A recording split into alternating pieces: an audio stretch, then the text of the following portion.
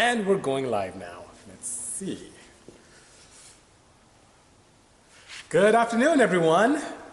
Hope everything is well, and Merry Christmas to all of you. Thank you for joining me in another exciting episode of the Bisimoto Tech Tuesday. I'm here at the facility.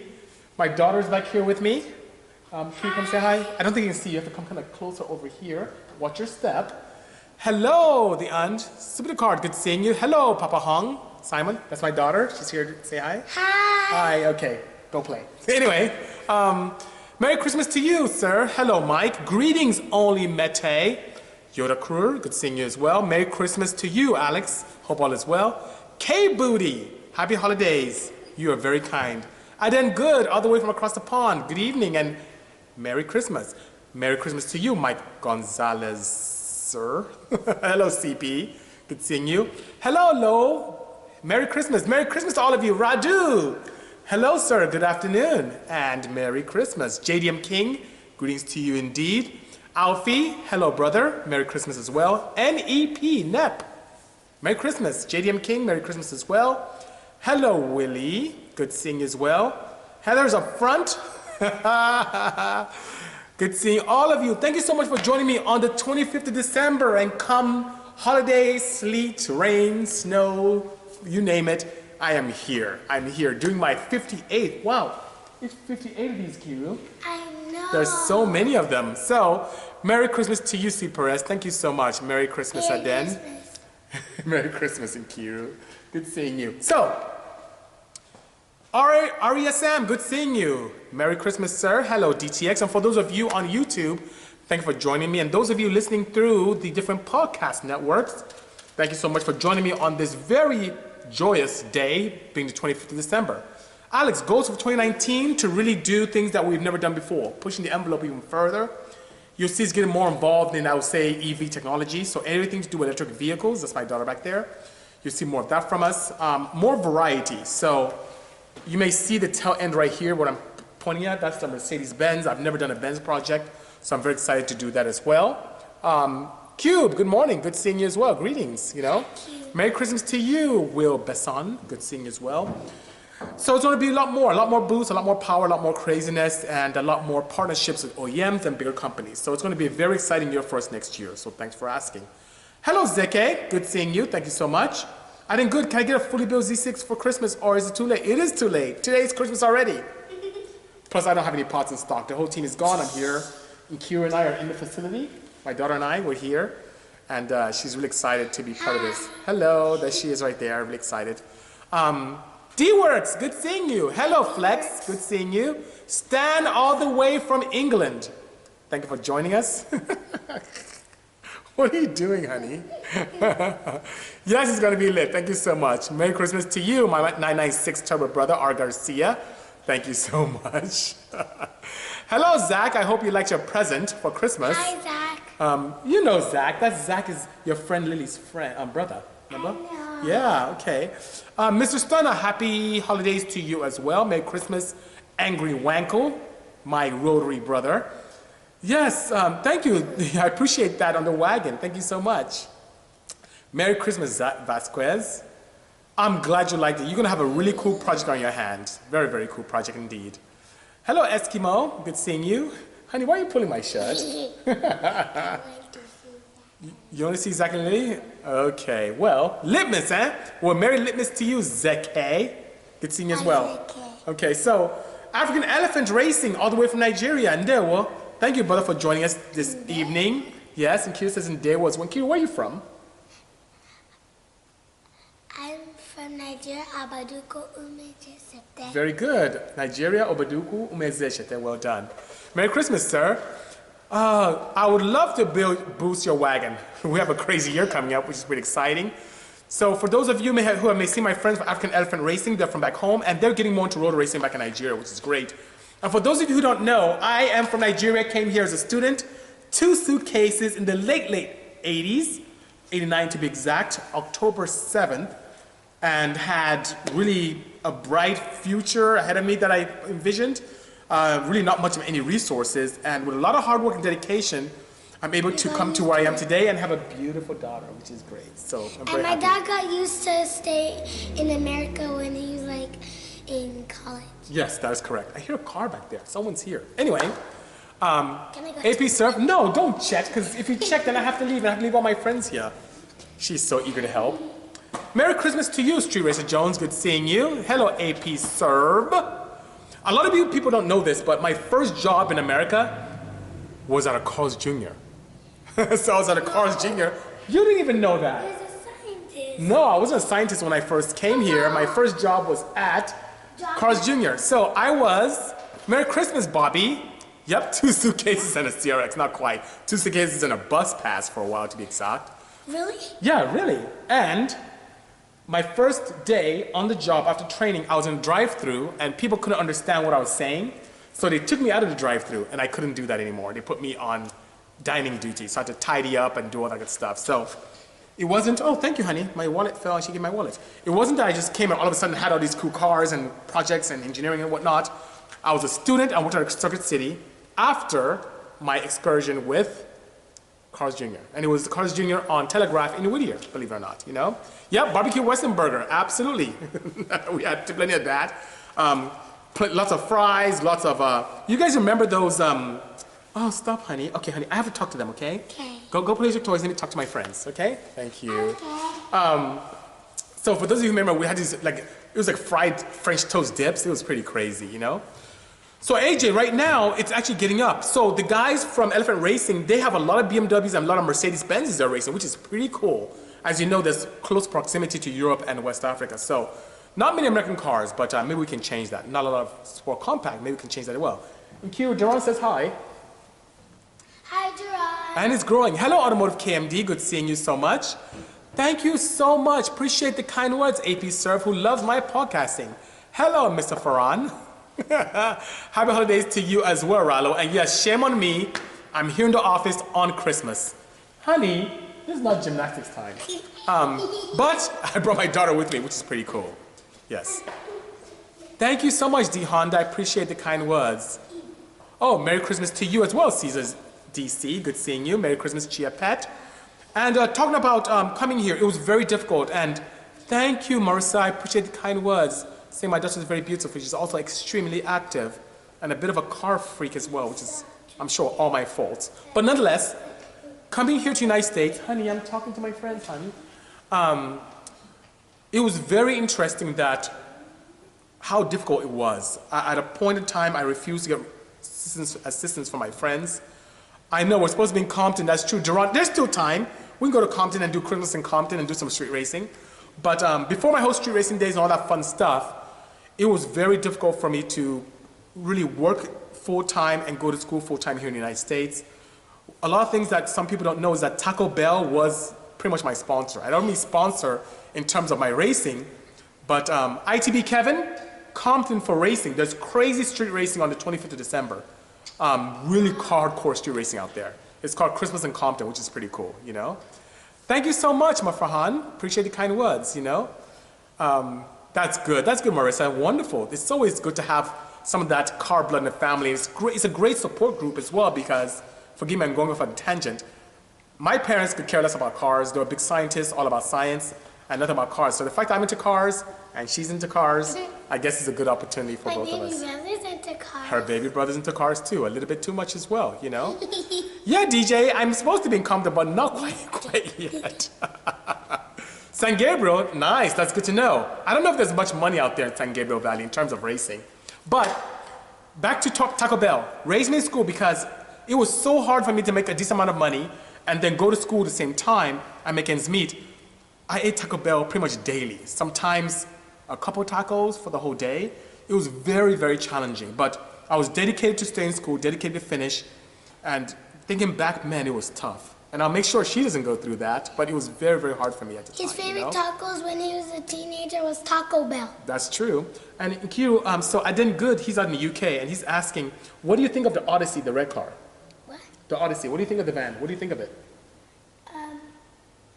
I think it's very cool because you turn it to it was a minivan first and you turned it into a turbo minivan. It's so cool. Is it pretty fast or is it slow?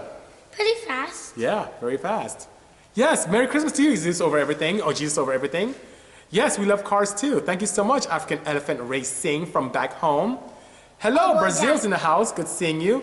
Yeah, I hear you. Q52 says a $1 menu got him through some hard times. Yes, it did. Me too. I literally, what I had today, Taco Bell fed me. It was pretty crazy. And it was a good experience. It was really tough. I didn't borrow any money, so that was good. But it was really hard to make ends meet and trying to work full time, you know?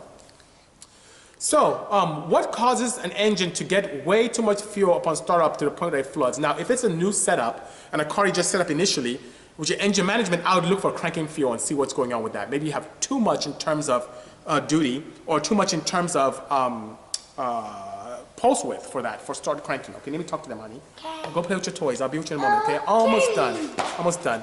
And if it's a car that didn't do before but started doing all of a sudden, check and make sure you don't have sticking valves inside your injector itself. The coils can stick open, and that can cause a problem. I'll take the injectors out. You're hungry? Okay, right after this, we'll go grab a bite to eat. Take your injectors out, send it out to get checked out, and I have a weird feeling that if it's something that happened all of a sudden, your injectors are sticking open, which is quite sad, you know? Fiddy is asking, what happened to the old wagon van? Well, great question, sir. My first wagon van, the 88 that I built with the D series, yes, honey, I love that car. It was my first vehicle. It was my way to prove that I can take an engine that has a small displacement, make lots of power, make it very streetable. The strange thing is that I drove it a lot. Hello, Sheepy Race, good seeing you. The strange thing is that people kept trying to borrow it from me permanently. Meaning there was a time that I drove to the supermarket in the 626, speaking of San Gabriel Valley, came out and I saw people gathered around it, a few guys, and I'm like, oh, they're admiring it. Let me talk to them. You know me. I always like to talk to people about technology. And I went up to them, and they ran off with a Slim Jim. I'm like, okay. Next time, Puente Hills Mall, came out the mall, same thing. I had a couple guys around the car trying to find ways to get in, and I said, that's it. I'm tired of it. My shop wasn't this big. It was much smaller than it is today. I'm in a 15,000 square foot now. I was in a 5,000. I didn't have that much space. We had a lot of project cars, a lot of OEM cars, even the, you know, crazy project cars that CRZ was there, 2012 Civic. Very crazy. Very crazy. But I didn't have the space, so I had to make a very tough decision, which was to put it for sale for someone else to enjoy it. People were lowballing me really crazy, so I decided to part it out, and that's what happened then. And after I did that, I missed it, and then the genesis of the Odyssey came to play. AJ is asking, is it possible to have a water method injection direct into the combustion chamber? Yes, but here's the challenge. The check valve in the nozzle for the nozzle has to be very, very, very, very robust. So as you notice, the injectors that go directly in the combustion chamber that help fuel get in have a very robust nomenclature or design. The standard check valves that are inside water method kits or nozzles don't have that. It's literally an aperture with a plunger on it, and the plunger has enough pressure to keep atmospheric pressure or boost to some level from backing up into it, but not enough for the elements of combustion or the heat or pressure considered in a combustion. One of the great things I like about water methanol is it helps cool the intake charge. So when it stratifies into the intake manifold, it does a great job in cooling the charge. So being able to take advantage of that, thank you, my love, goes a long way in being able to allow it to do a better job than just injecting it into a combustion chamber. In other words, the effect that it has on cooling the intake charge, in addition to some, depending on your mixture of methanol and water, the anti-knock properties allowed with the type of fuel using being methanol to some diluted extent, and the water and the heat of vaporization that occurs with that, when it absorbs heat from the atmosphere and cools down that intake charge, allowing for a denser mixture of oxygen, is a huge advantage in creating power, reliable power. Pardon me, excuse me, guys. My first time I ever sneezed on a Tech Tuesday. How interesting is that? Merry Christmas to you as well, Jen. She's laughing at me. Let's see here. Can you please explain the relationship of raw stroke ratio, piston speed, and how it relates to performance? I would love to, AP. Absolutely. Now, I would love to give you a very in-depth, I would say, lecture on how piston speed plays a huge role in many of those numbers, but a majority of you here come on board because you want something that's very understandable. So I'll share with you what's going on in terms of raw stroke ratio, piston speed, and how it can affect performance positively or not so positively. A raw stroke ratio, as the name implies, is a ratio between the stroke of an engine and the length of the rod.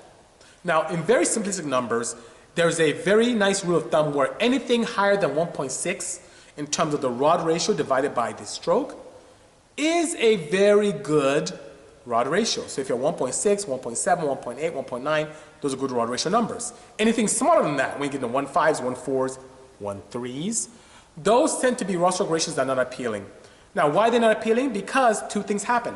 You have a piston speed for the same amount of rotation, let's say all things being equal, that increases significantly.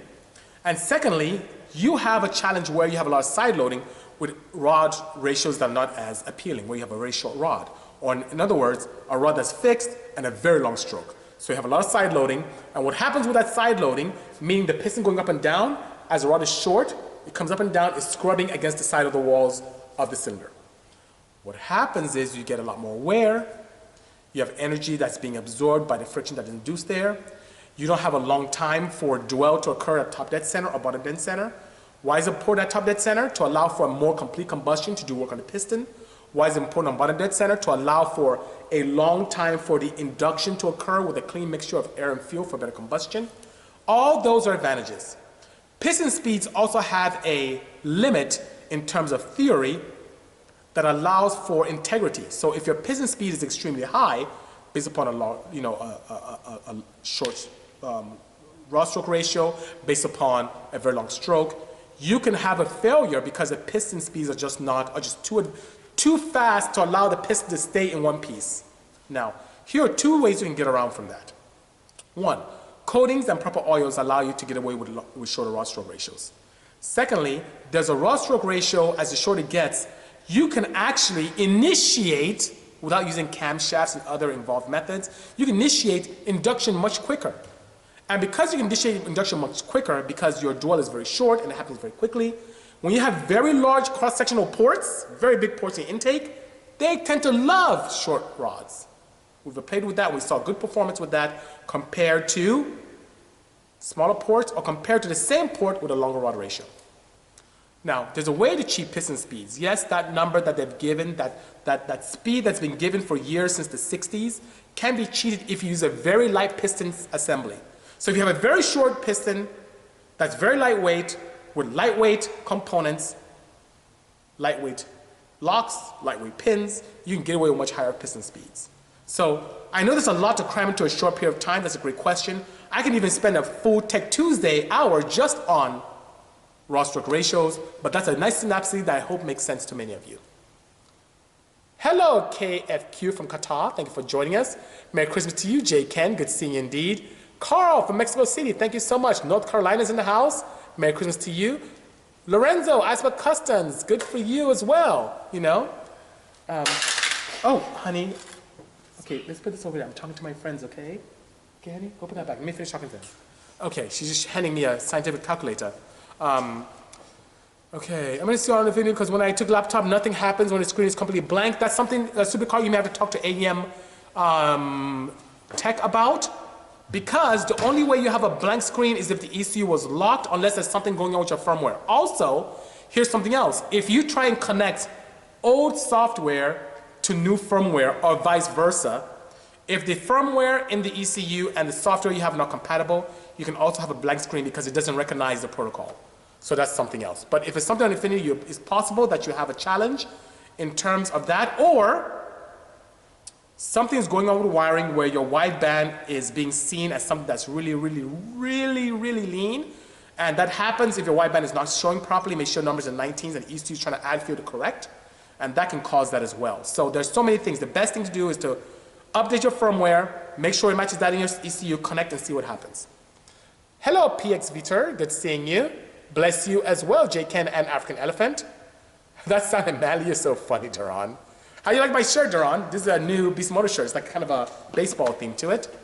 On stock internal D16, what size turbo would spool around 4500? So to get any kind of spool here, you can get a 72mm spool there. But if you want full spool before 4500, I would say 57mm billet. And I may have access to some of those here. I may have some new ones and use the ones in the house. No, honey, please don't shake that. Honey, come away, please. Thank you. Okay. Merry Christmas, Carjane. Good seeing you. Sorry, but... Do we need a refreshed MR2? Do we need one? I don't, because we're building one that's way in the corner. You can see my thumb right there. There it is. Hey, Rooted Underground says he just saw my wagon at work. At Norm Reeves, thank you so much. Yes, the wagon is not here. As you can see, I have quite a few cars here, but not the wagon, which I love so much. I have the wagon on, but not the wagon itself. It is at Norm Reeves in Irvine on display. It'll be there through the holidays. So if you guys are in the area, in Irvine, Orange County, go by, take a look, and you may catch a nice deal as you're out there, which is pretty cool, you know? Thank you. Thank you, Miok. Yes, Tech Tuesday on at Christmas. I'm pretty dedicated, pretty hardcore. Yo, good seeing you, Alif. Hello, Merry Christmas, JDM Archaeologist. Merry Christmas to you, sir, Moik. Thank you, I appreciate the kind words that you love the red one. I love it right there. That's my very first center seat, courtesy of the team and Sam and great other guys. Mary Chrysler, interesting, doctor. I haven't seen that before. Hello, Hallie, that's my daughter back there. Arnie, good seeing you, my pleasure. My pleasure. Hello, Pro Phoenix. So Daz, dedication is nuts. That's why you're so successful. I love tequila. I really don't like tequila. It kind of messes with me. It's cool, but I don't love it that much. I really don't love drinking that much. But Daryl, I do need your help with the gasket. So let me know if you had pricing on that. I think you got some that came in yesterday. So let me know, okay? Thank you, Elephant Racing. Appreciate the kind words. Merry Christmas in North Carolina. Freeman, Javon. Merry Christmas to you as well, Andy. Wow, Chase, so much love here. I appreciate that, you know? So I did good. I just answered a 57mm turbo. I may have new ones and pre-owned ones here. You can hit me up and I'll be more than happy to help you with one. Thank you so much, Lopez. Oh, you're too kind. I'm here to help. The one thing is that, believe it or not from you guys, I do get some slack from peer engineers saying that my Tech Tuesday is not crazy enough, but I'm not here to spout out numbers and come across like I'm super technical. There's no need. I think the beauty really is to be able to take engineering and break it down so that everyone can understand. Engineering shouldn't be reserved for only those who studied academia or those who are extremely technically inclined. It should be something that we all can appreciate. I'm using a device here, a phone to look at you now, a camera for those on YouTube, another phone for people on iTunes and Anchor, and that technology is being used by everyone and doesn't have to be out of reach to be enjoyed. So I'm here to help with that enjoyment. It is my goal to make engineering fun and to make it understandable and not to make it unattainable out of the reach of everyone. Do I like bell mounts for the intake tubes on my builds? Yes, I do. So whether it's on individual throttle bodies, which I'm a very huge advocate of rounded, full radius bell mounts because I did some flow testing, and if you look at how, using fluid dynamic software, how air gets ingested into a bell mount that has a full radius, it's amazing compared to a standard bell mount. On turbochargers, yes, it does a great job in creating an opportunity, especially at certain speeds, where you have this crazy turbulent flow, you make it more laminar. So you have this flow that's very disruptive, and you make it flow much smoother. So bell mounts do a very good job at that. Now here's the challenge. If you have an inappropriately designed bell mount on an assembly to flow a fluid through, and yes, air is a fluid, at a certain speed that you're traveling through, you could actually choke it. So imagine having a bottle, and you put a funnel, pretty large funnel, and then you start pouring water into it. It gets to a point where it starts going into the bottle, but then the bottle starts clogging and it starts flowing outside of it. Same thing happens with a car. So don't just throw any bell mount on there. Make sure that it's properly designed for what your goal is. My pleasure, Stupid Cart. Thank you so much, you know. Sorio has a very good question. He says, is there any difference in performance from a ported intake port with a smooth polished finish versus a rough cut versus a dimpled finish? Yes, there is. So a rough cut is second to best. A dimpled is the best, where you have dimples like a golf ball. Polishing in the intake is not ideal, and I tell you why. Because when you mirror polish an intake, exhaust, it doesn't matter because the suit's going to cover it. So polish away on exhaust. But an intake, you want it slightly rough or dimpled, because when, especially with port injection, which is what most of us use in performance, when you have injectors that are in the runners, in the intake manifold, right at the port, what happens is the fuel has the affinity to stick to those walls if it's very smooth and very polished. And when fuel sticks to those walls, it takes a lot of effort to get it back into atomization, to go into combustion chamber and help create power, heat, etc. Now, because of that, you end up finding issues with performance, you find issues with starting, you find issues with idle. It's better to keep the walls dimpled and rough. That way you have an opportunity to keep the fuel in suspension. When fuel hits the wall, it doesn't have the affinity to stick, it tumbles out and goes back to suspension and goes in combustion chamber to make it go. I see my daughter, she's being silly. Honey, this is very serious. I'm talking to my friends. Please don't do that, okay? Thank you, honey. So that being said, If you have a choice, a rough cut is ideal. Dimpled finish is absolutely fantastic. No need to invest. For those of you who build engines, don't spend time polishing. It's a waste. For those of you who want to look pretty, oh, my interior is not ported, it's ported, but it's not polished. Polishing actually could hurt you than help you. So I hope that helps, you know? Yes, it comes in your size, Duran.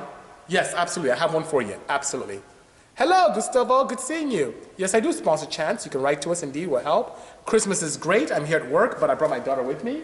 And she's putting tape on her mouth, which she doesn't know that tape can actually irritate her face. It can hurt your face, honey. Does it hurt? It can later on. You start breaking out and turning red.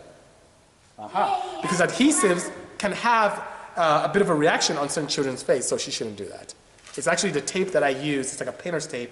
When people come here to dyno, because as you see my dyno set up here, I had a dyno session yesterday, I tend to protect people's paint when I run lines over it. And what lines am I running? Whether it's O2 sensor for the wideband, or a line for documenting vacuum and or boost. So it goes in engine bay, and I don't want the line rubbing on someone's paint, so I protect it. Or if I'm flashing someone's car, it's very important when you do flashes not to just do it off the factory battery in the car, because if the battery goes under a certain voltage or goes flat, you can break the ECU. So I have a very high efficiency inverter that I connect to the battery and allow charging to happen without interference, very low noise, and then I can flash ECUs for customers, whether it's exotics. We had a Cayenne come recently, had a Lamborghini come recently, had a CVT Civic come by recently, CVT Accord as well. So that's what we have to do. I think we'll have some Audis coming in the next week or so, you know? The builds I do, are those cars available for sale? Absolutely. So Alex, quite a few people do buy the projects we use. Sometimes I have them for sale. Sometimes people just come in and say, I have to have it, and if the price is right, I let her go, you know? The one car I don't think I'll ever sell is that blue one right there. That's my very first Porsche I ever built, and she means very much to me. Hello, Dennis. Good seeing you. More boost. Boost is greater than boost. Amen, AJ. You're absolutely correct, you know? My pleasure. I am really excited about the 190E as well. I cannot wait. It's my first Mercedes. I'm very, very excited. And we have some OEM guys who are interested in getting part of that, so I'm very excited. Thank you, GR, for the kind words. I appreciate that, Gustavo, for the kind words as well. My pleasure, Steve Perez. God bless you as well. Alex says, I'm a mechanical engineering student at the moment. Hope to be like you one day. Alex Soto, you will be better than me, actually. Better. I'm a chemical engineer. I had to take classes from the ME department to make me a better engineer. Ow. The future is bright, and there's so much opportunity. So stay in there. There's much more technology nowadays. When I went to school, we didn't even have computer-aided drafting. We drafted by hand. How crappy is that? And now you guys have so much at disposal. Engineering, that's the place to be today. He drove to California. I drove to California. It's my daughter, guys, for those of you who don't know. What size turbo would you do for a rear mount turbo setup running on a 5.6 trying to get boost around 3200? It depends on your goal in power, because you can go with a really small T25 and you can get proper boost by 3500. So if you had like a 48 millimeter billet, twins in the rear, probably designed T25. Turbonex has the smaller, I would say the TNX 20s. That's what I run on. I don't think you see it, but I have it on a black Porsche in the corner there. That thing spools like that. Or the picture I put up today, if you look behind the red Porsche, there's a gray Porsche. I have the same turbo. That one made about 450 or maybe 470 to the wheels, and it's spooled like that. Almost no lag. So you can. On a 5.6, you can get with more, but your power goal would help, you know? I didn't go to saying, can we get a Tech2sDay in the engine room showing you how to build? Yes, I could do that one of these days, maybe even next Tuesday. But when I'm doing that, I can't. I think a better would be Twitch. Maybe doing a Twitch feed while I'm building an engine so you guys can see some of the boring stuff that is involved in building an engine, but exciting as well. So if you guys don't follow Bisimoto on Twitch, or you don't have a Twitch account, go on Twitch. It's really cool. I do a lot of, you know, slow-paced daily stuff on there. Go on there, subscribe to Bisimoto, and you'll be able to see what we have going on here, especially in the engine room, you know? Thank you, Caesar. My pleasure. You know, there's art and science. Enjoy engineering. Absolutely, African elephant. I agree. Hey, Hetty, in the car. Good seeing you. Merry Christmas to you as well. Yes. Merry Christmas. Nice seeing you at Radwood as well, Nam the man. Appreciate that. Does Crave make sets for GM transverse gearboxes? That's a great question. AJ, send me a DM. I'm talking to the general manager on the 2nd, and I'll find out for you if they have something in their arsenal. I don't know offhand. Hello, Wagon Mike, fellow Wagoneer. Good seeing you.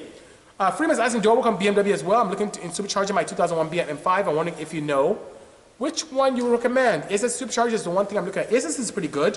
I think VF, they do a good job with that as well. I do tune BMWs. I do design comments for BMW, but I haven't built one myself, so I haven't had one in-house. Dressing on Kiro. I have a visitor. Yes, I believe it's my daughter, unless someone is outside. Hello, Jeremiah, good seeing you. Shark skin surface intake port. There you go. Very difficult to make exactly shark skin, but a dimple is much nicer. Honey, be nice, okay? What is this? Real estate for sale? Interesting. Okay, there you go. Let me keep talking to my friends, okay? All right. Looking into rebuilding my Honda S2000 fuel injectors, I wanted to know if you know a good company that rebuilds injectors. So there are two places I know. If you just want them reconditioned, there's Drift Motion. They're in Montclair in Southern California, which is pretty nice. There's also another company, 50 Racing.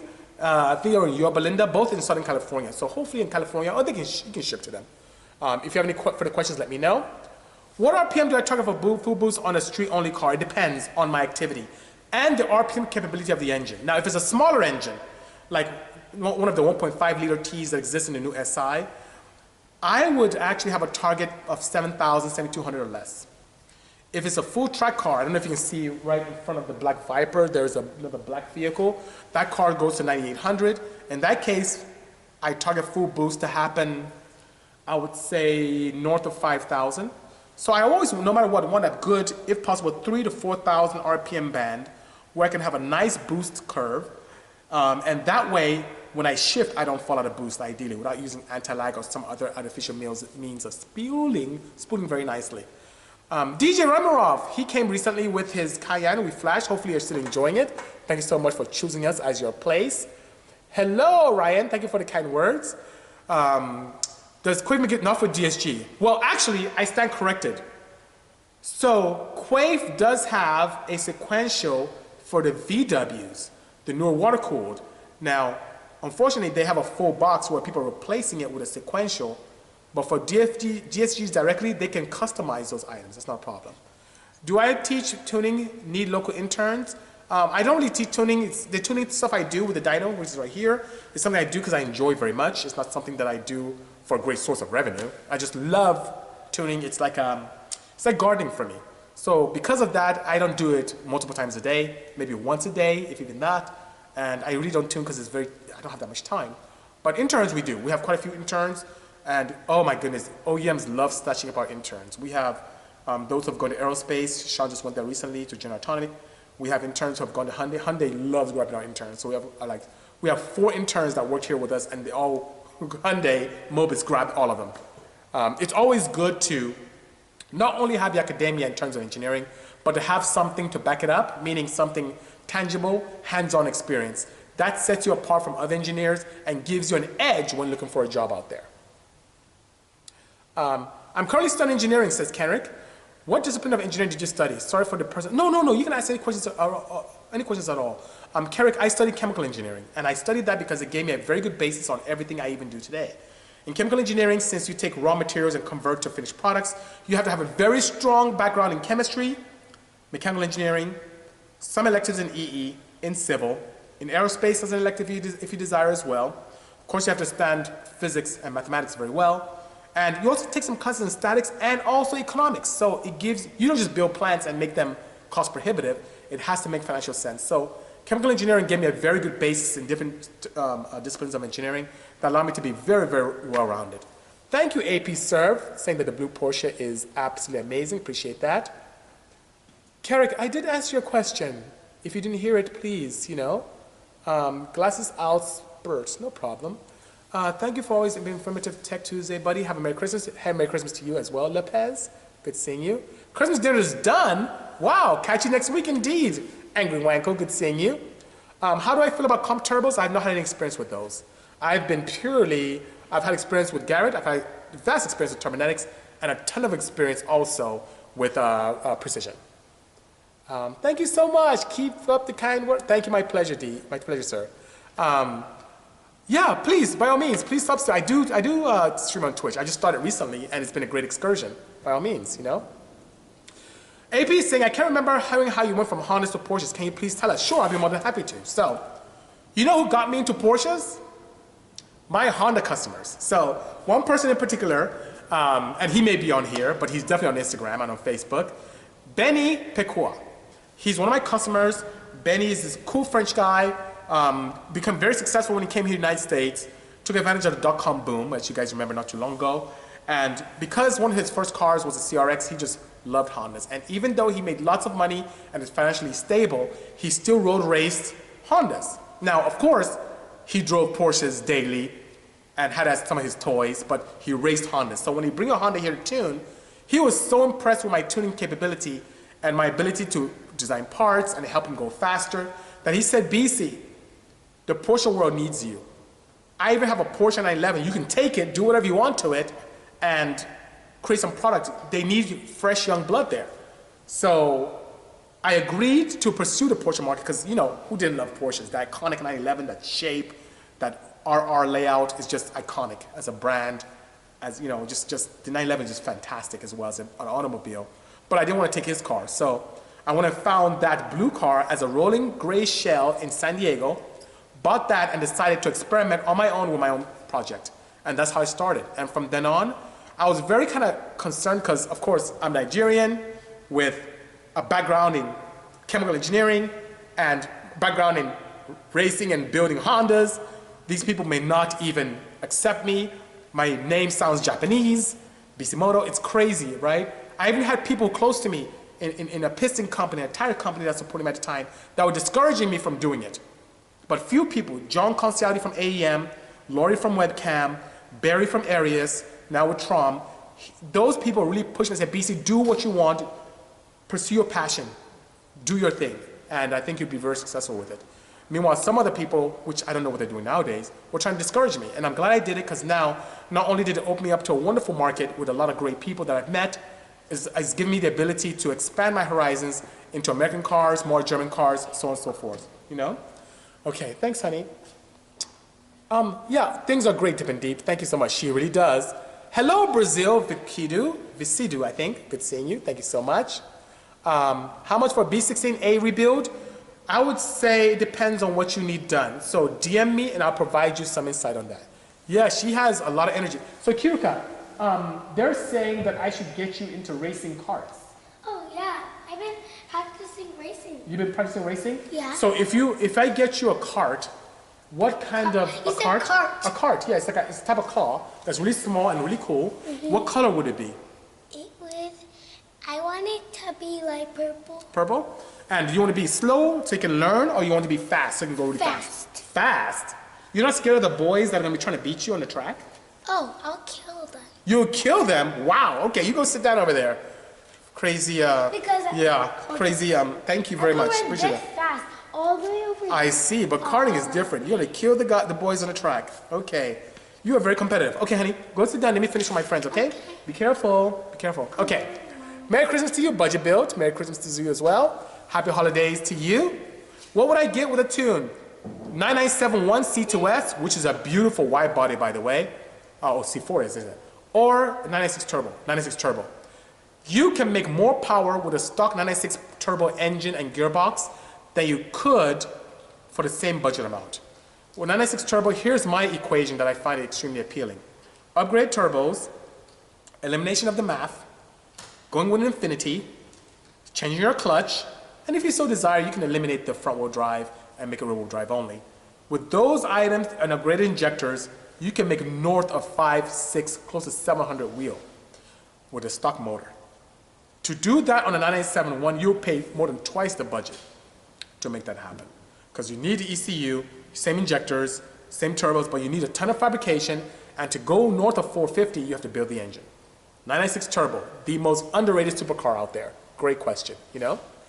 Would I boost an engine with 12.5 compression? Hell yeah, Supercar. I sure would. I would be a huge advocate of Flex Fuel 85 to be sure. And even though your tuning window is very close, you'll find out you have much crisper throttle response and you'll have a much quicker spool with 12.5 to 1. Absolutely, I would. Merry Christmas, Keno Show. Good seeing you. Is the raw stroke ratio the reason why I changed my K24 crank? Yes. 2 reasons, raw stroke ratio and also integrity. Longevity, integrity. I wanted something very, very strong because I know I was going to push that wagon like crazy, you know? You should, DJ. I'll be more than happy to assist. You know, that's so dangerous. Boost is so addicting. So addicting. Honey, come on. I'm talking to my friends, honey. I'm very serious here. Any experience with whole set? No, no whole set Volvo turbos. I don't have any experience with that. Okay? Is it DJ? Yes, his name is DJ Ramirov. Is he a DJ? He's a DJ. Let me finish talking to him, okay? B. Or else I can send you a front. Okay? Okay, be nice, okay? Okay. In simple terms, how does exhaust diameter affect horsepower and torque? As in, larger diameter catback on a non-turbo. Well, it affects it significantly. High horsepower or low horsepower. Even having a large exhaust system helps. In the 60s, where the rumor started that you need back pressure, the reason why people saw lots of power when they went larger with exhaust systems is because they didn't have access to wide bands. And they didn't know they were running leaner. And that lean mixture caused them to lose power. Today, we know much better. On my D series, my 1.5, even when I was driving on the street, I had a 3-inch exhaust. And the larger I went, the more power I made. Think of it as you trying to breathe through a straw. You try to inhale, and that's your intake. We have a smaller straw. It takes energy to do that. Same way if you try and exhale through the same straw. Versus without a straw. With a small straw, it takes energy from you, from your lungs, from your diaphragm to push out air. Your engine sees the same thing. It takes energy. Energy that's available to you to propel the car forward, to make horsepower, to go faster. It takes energy to push the exhaust gases out. So by far, especially post a collector, the larger the exhaust system you have, the much better it is in terms of horsepower and torque. For bottom end and top end and so on and so forth. Energy is what we look for. Conservation of energy is what we typically do when we make more power. I hope that helps. You know? Best compression to run on a B16 turbo. I want my horsepower to be around 450 to 500. Well, it depends on, I would say, the fuel that you're running. Now, if you're on 91 and you want to do that, you can get away with anywhere from 9, 9.5 to even 10. If you're on 85, go to 11, go to 10.5, go to 10.3. If you have a tuner that you feel that you're not super comfortable with, who's not super competent, going 9 to 1, 9.5 to 1 is a safe bet. But the more compression you have, the quicker the spool and the more throttle response you have as well. But also now is your tuning window. You have to be very careful when tuning so you don't experience very damaging detonation. Okay.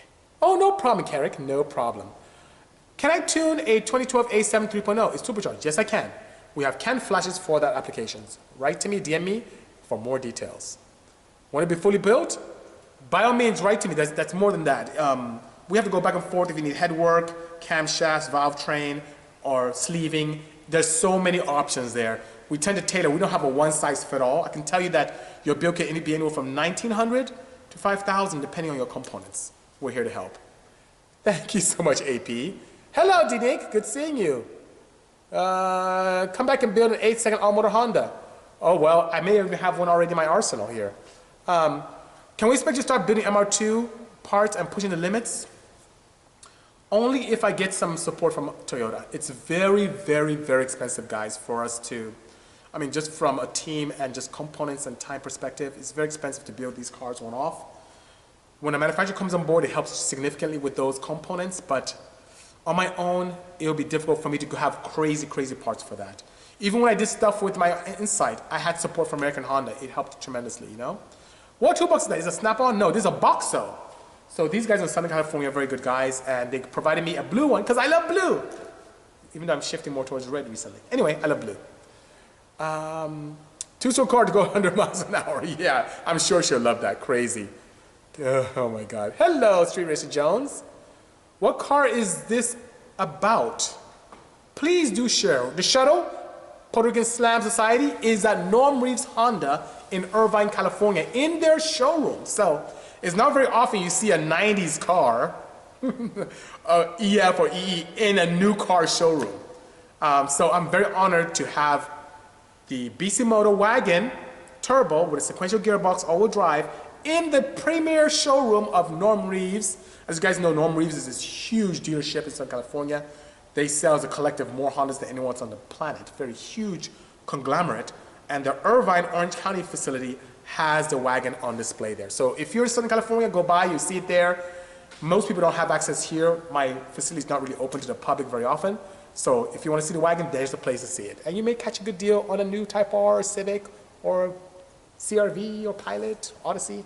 Merry Christmas, Jim Genghis. Genghis, good seeing you. Thank you so much, Jafiro. You want me to build an old school Cummins engine? Yes, that would be epic. You know, a lot of manufacturers, including Porsche, are moving away from diesels. So that'd be interesting. She makes the show great. Thank you so much, Dippin'. Maybe I should bring her more often, you know? Would I want to get crank in a K-Series, have too low rotary rates to significantly reduce longevity? It depends who builds it. Let me tell you something, AJ. As I'm part of the whole Honda scene, there are people who are, they're 113, 114 millimeter stroke K-Series out there all motor. They'll claim, oh, it's not. There are 2.7, 2.8 liter K-Series engines out there racing.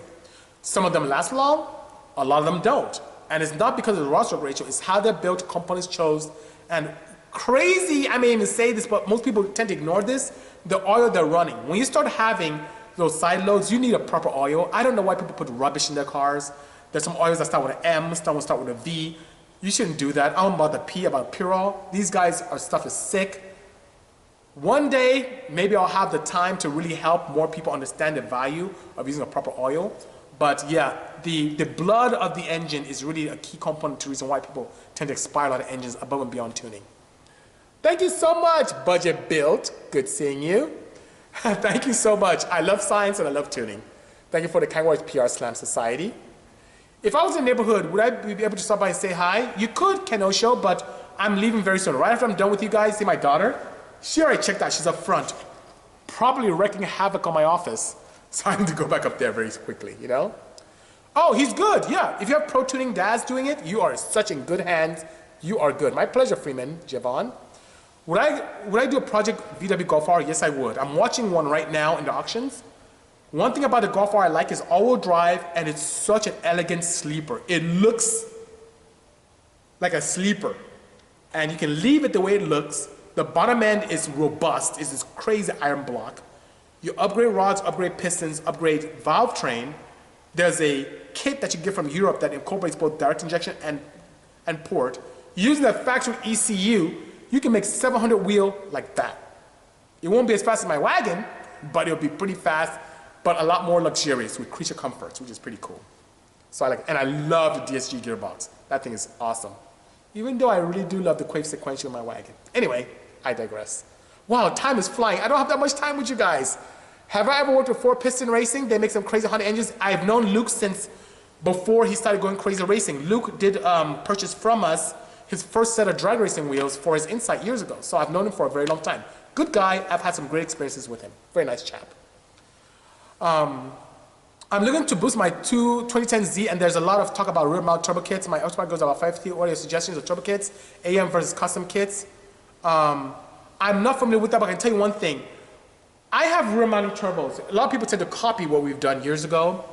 It pays a nod to some of the old school things that Porsche did. Putting a rear mounted turbo on a front engine introduces a lot of lag. A lot.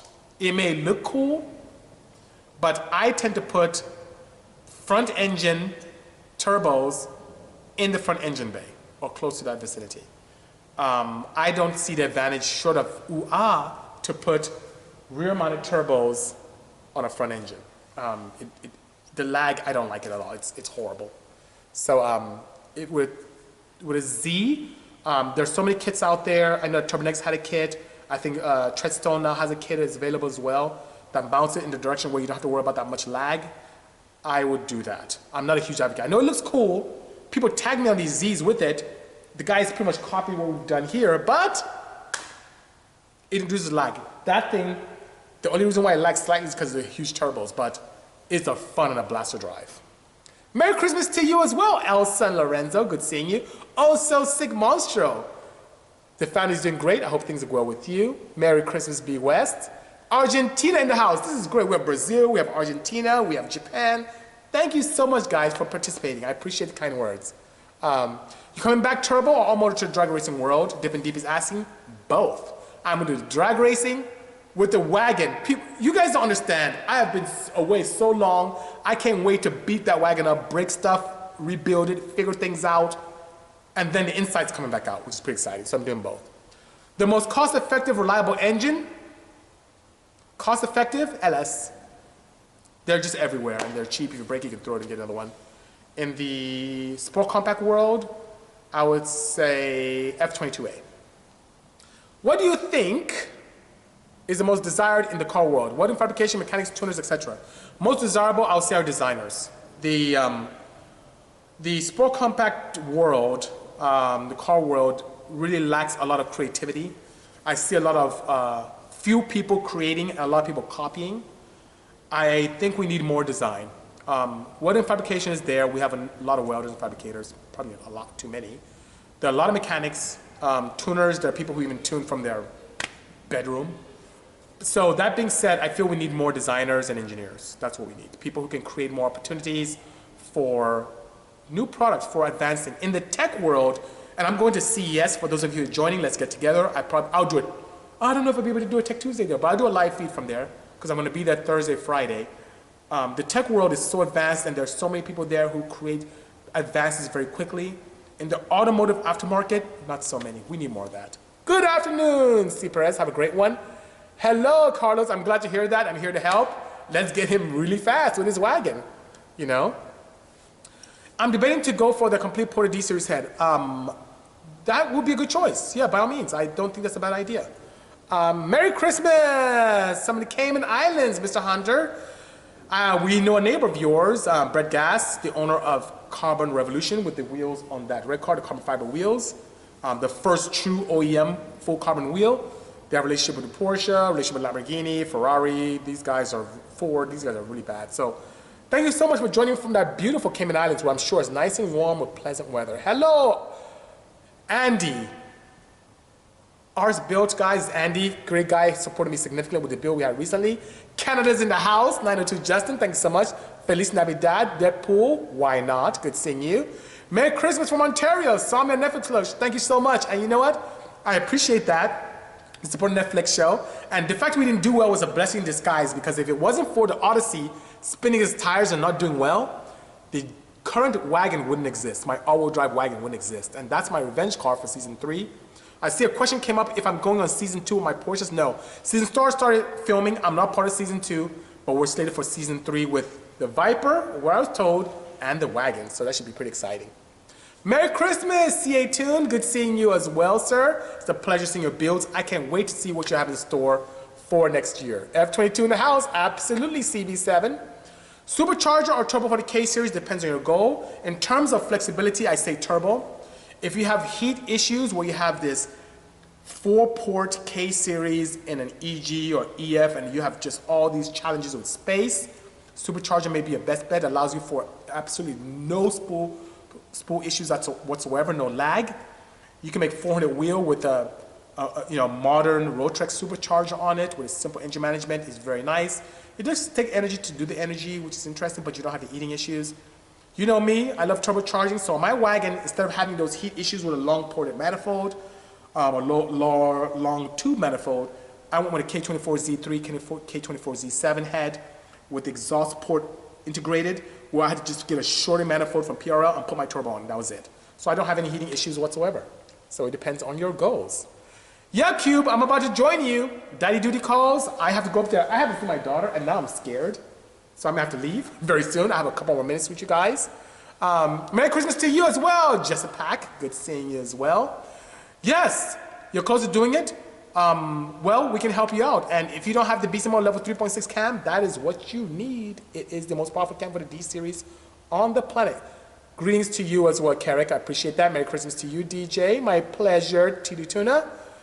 I hope to see some Mazda parts as well. Next year should be very exciting. I think I'm going to be playing with another Turbo Mazda in the first week of January, so stay tuned for some exciting stuff. What's up with the Benz I posted? GR New Jersey, I'll do that very quick and I may have to fly. You can see the tail end of the Benz right there. That's going to be right there I'm pointing at. That's going to be my SEMA project for 2019, which is pretty exciting. So that being said, stay tuned. It's going to be a nod to the old school touring cars, but I'm going to have it chock full of modern technology. Just like most of my cars, just like the wagon. I guess a lot of you don't know this. My wagon has drive-by-wire, so I converted it from cable, boo, to drive-by-wire. So it's very nice, and I can do some really cool things with that, which is pretty exciting, you know? Thank you so much, TD Luna, for the kind words. Turbo sides for K20, 650 horsepower, good spool and mid-range. Good spool and mid-range, each your K can have it too, 650 wheel. Precision or Turbo Next, 62mm turbo. A 62, 62 will get you there. You have to push it, but it'll get you there with a decent spool on a K20. A 57 won't quite get you to 650, but a 62, 62 would do it with a little bit more to spare. Is your rear end in the stock location or pushed back in the drag inside? My rear end is absolutely in the stock location. I didn't change any of my mounting points. The chassis is complete unibody. I still have a stock windshield on the inside, so stock location. It's not pushed back. The only car I pushed back my wheelbase on is the new wagon van I built, which I'm pretty excited about. Okay, guys, I'm getting a red mark. I have to fly. I appreciate all your kind words, guys. I would love to be able to tune your S2000 Nissan D-Works. Guys, take care. Enjoy the rest of your holidays. I will see you in the new year, I believe. Take care. Cheers. Bye-bye.